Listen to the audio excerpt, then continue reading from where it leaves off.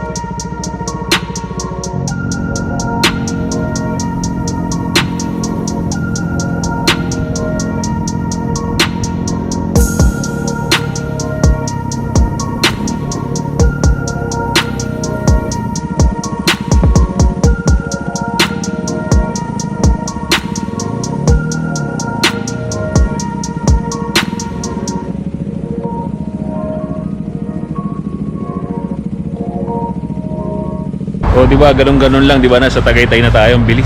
Sarap talaga pagka nakamotor. Salamat sa ating Vitpilin 401 na nakapark malapit sa basurahan.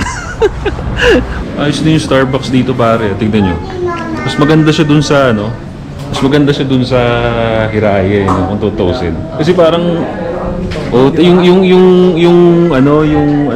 tawag doon, yung overlooking talagang Yan na kaagad, no? oo. Oo. Solid din, no? Oh. Yun nga lang, medyo amoy Napansin mo, yan din sinasabi nila. amoy corn beef. Amoy tayo ng corn beef. Okay bro, so naka-order na tayo ng coffee natin. Magsa-start na tayo, no? So maghahati kami ni Monching dito. Meron kaming 3 tips sa inyo, no? How to improve your masculinity pare. Kasi maging totoo na tayo, no? Let's be real here na majority ng kalalakihan ngayon are lacking masculinity. Okay? Pag sinabi mong masculinity pare, malalim yan eh, no? Pag maraming nami-misconcept na pag sinabing masculinity, it's about muscle, physical. Hindi. Okay? It goes deeper than that mga pare, sinasabi ko sa inyo. Na sobrang mas makakatulong sa inyo in the long run pagka habang bata pa kayo or habang hindi pa uli ang lati, ina-adapt nyo na. No? Kasi mas maganda yung maitatahak ninyo na buhay. No? Let's be real pare. No? Mas maganda yung maitatahak yung buhay pag the more na masculine ka na lalaki. Okay? So, para sa akin pare, number 1. No? Number 1, isa kasi sa mga traits ng pagiging masculine pare is yung sabihin natin na non-reactive.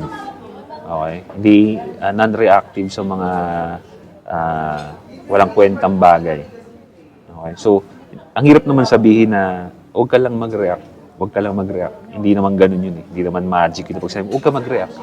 Diba? Kailangan meron kang steps na i-take muna bago mo ma-practice or ma-adapt talaga na hindi ka nagre-react. So, ang ginawa ko dati, no, para maging non-reactive ako sa mga walang kwentang bagay is, no, tip number 1, avoid gossip.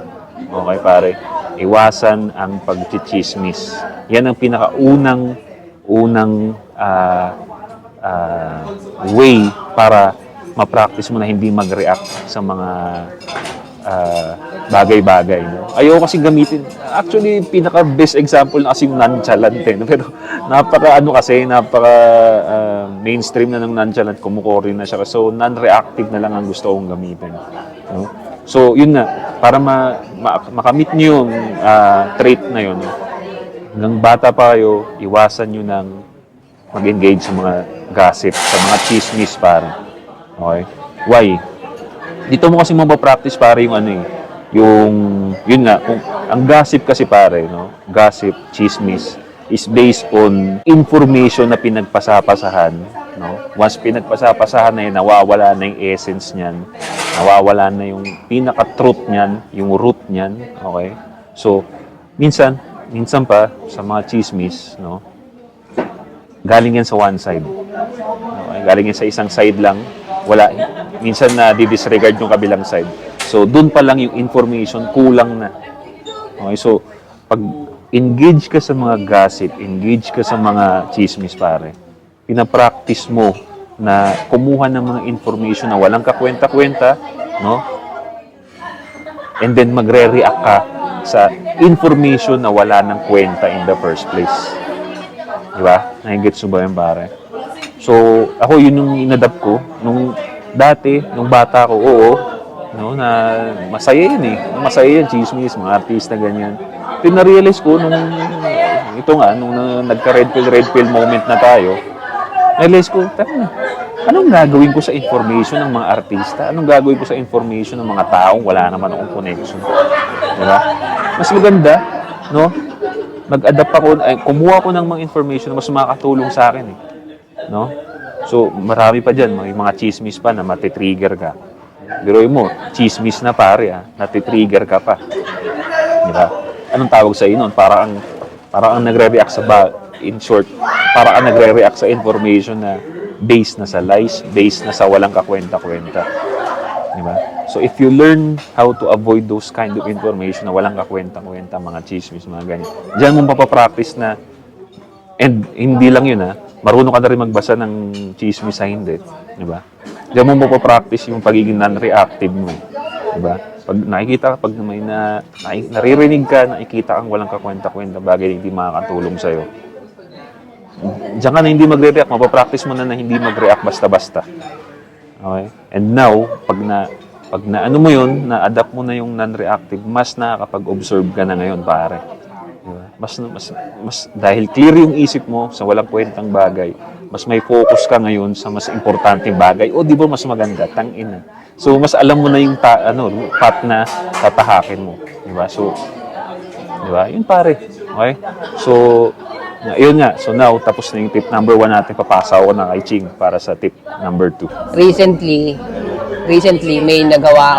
meron ako mga na-post na content na offensive sa ibang tao. Offensive sa mga taong hindi ko kilala. Offensive sa mga taong kilala ko rin. Ang naging pattern ko para kumilos na maayos habang pinagdadaanan ko yung mga bagay na yun. Napaka-generic, pero ito talaga eh. Disiplina. Ngayon, yung disiplina na part, lagyan na lang natin ng specifics. Kasi halimbawa, dun sa mga part na yung mga taong hindi natuwa dun sa sinabi ko, it takes discipline para mag-react ka ng tama. It takes discipline para hindi ka maging squatting. Napakalaking bagay kasi nung disiplina para para ma-exercise mo yung masculinity mo eh. So, specific dun sa disiplina, ano ba yung disiplina ko? Yun nga, ang disiplina ko, tinuro ko na sa sarili ko na ang araw ko mauubos sa mga bagay na makabuluhan. Simulan natin sa pinaka simple. Actually, yung maliliit na obligasyon sa bahay, kailangan mo rin ng disiplina para paulit-ulit na. Kung halimbawa sa mga bata na nandun pa sa ganung level, linisin mo yung kwarto mo. Kasi yun nga, kung ano mangyari sa araw mo. Kung napanood nyo na yung ilang mga motivational speaker na sinasabi to na linisin mo yung kwarto mo kasi kung ano man mangyari sa buong araw mo, pagbalik mo ng bahay, may malinis kang kwartong pagpapahingan. Tapos, yung pag-exercise nga, mayroon ako mga weight sa bahay eh. Yun. So, nakadedicate ako na may oras din ako para dun sa mga ganun.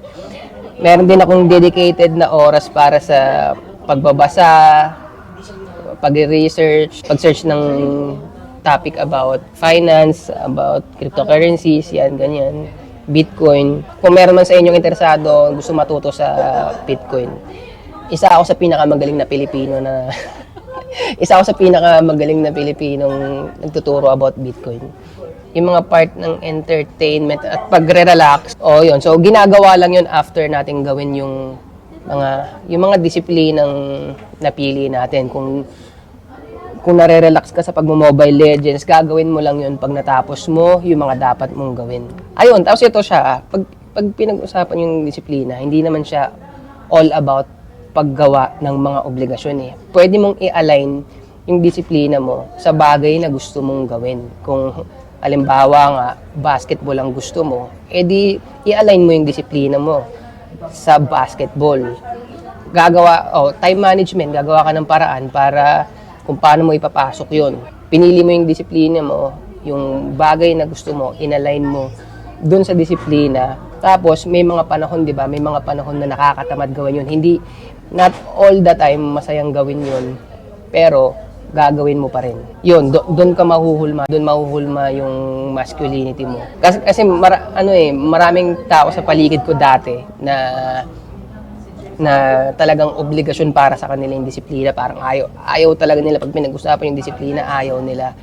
Pero na-observe ko sila sa paglipas ng panahon na hindi nila pinractice yung pagkaroon ng disiplina. Wala. Ang sagwa ng reaction nila sa mga bagay-bagay, ang sagwa ng approach nila sa araw. Yung tipong paggising sa umaga, mapupusta mo pag tinignan mo yung kama nun.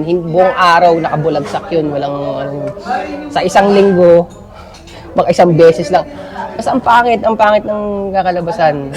Ang pangit ng pakikitungo sa ibang tao. Actually, nakakahiya. So, last but not the least tayo pare, no, is to add knowledge. Okay? Knowledge, importante sa masculinity, bro. Hindi ka pwedeng maging nonchalant, hindi ka pwedeng maging disiplinado kung hindi mo rin alam yung mga pinaggagawa mo, bro. Okay? So, kaya nga sabi ko, sobrang nire-ridicule ko yung mga nag-a-adapt ng nonchalant.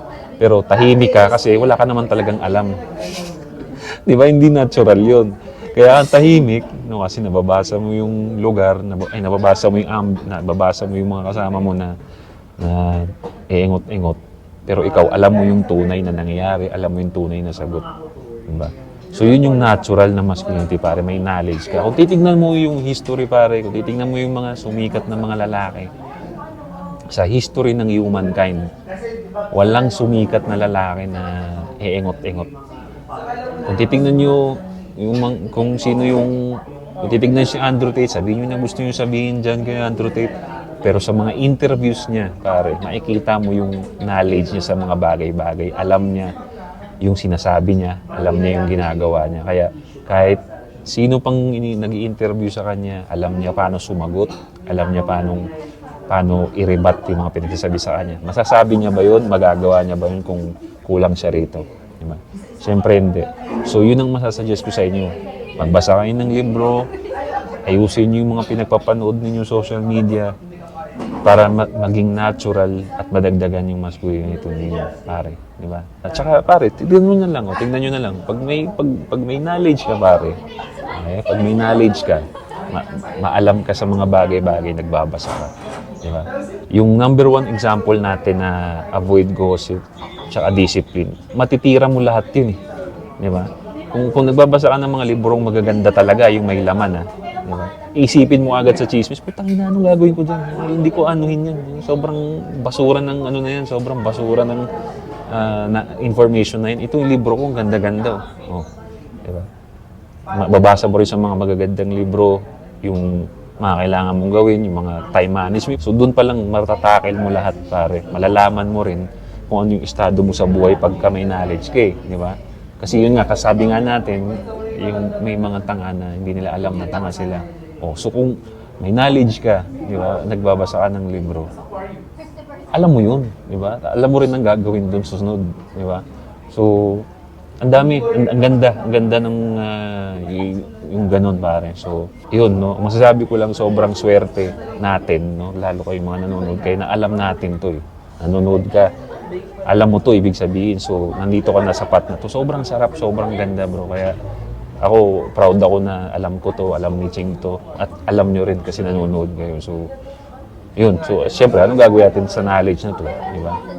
Gawin natin. I-move forward natin. Then, kung alam mo na na ang ganda na ng buhay mo, i-share. Share mo, di ba?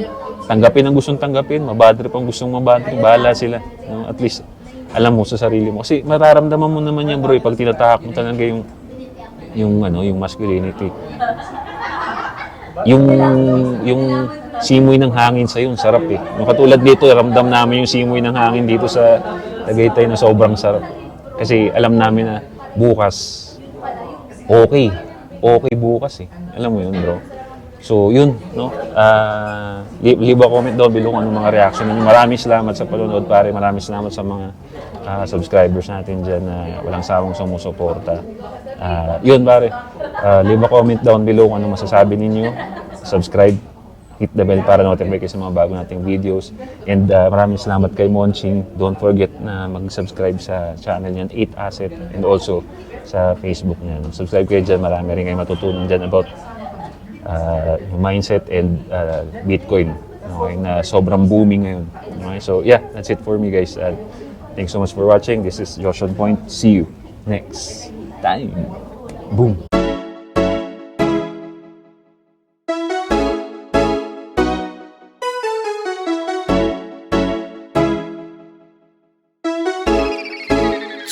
GFAB.